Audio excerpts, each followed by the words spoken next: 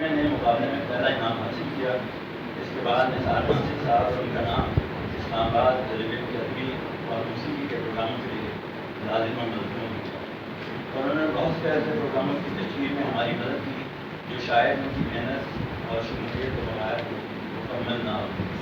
جب بھی کسی ایسی ایمرجنسی میں ضرورت ہوتی تھی میں فون کر دیتا تھا, کسی کو بھیج دیتا تھا, آ جاتے تھے مسکراتے ہوئے. ان کے چہرے میں انہیں مسکرانے کے لیے کوئی ضرورت پیش نہیں آتی تھی. ایک انگریٹ مسکراہٹ تھی, جیسا کہ آپ اس تصویر میں دیکھ رہے ہیں. مسکراتے ہوئے آ جاتے تھے اور نغمے کی خواہش کرتے کہتے تھے اتنا تھوڑا ٹائم. ان سے کہتے جی اس لیے تو آپ کو بتایا ہے. اب یہ ہے کہ کمرے میں بیٹھے ہیں, بندہ آپ کے ساتھ ہے, چائے پلاتا رہے گا. دفتر سے اس وقت تک نہیں جا سکتے جب تک کہ نغمہ مکمل نہیں ہو. بیٹھ کے لکھتے رہتے تھے.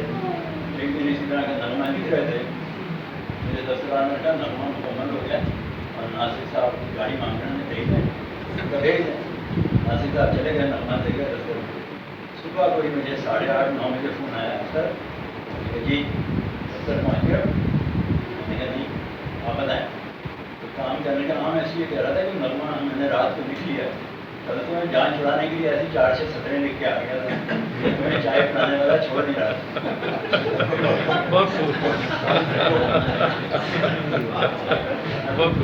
الفاظ کے استعمال اور موسیقی پر انہیں کس حد تک خسترس تھی اس کی مثال بے شمار نغمے ہیں جو انہوں نے بنی ہوئی دھنوں اور فرمائش پر وقتی ضرورتوں کے تحت ہمیشہ ایسی صورت حال میں نثار یا ناصر صاحب کو یاد رکھا جاتا تھا.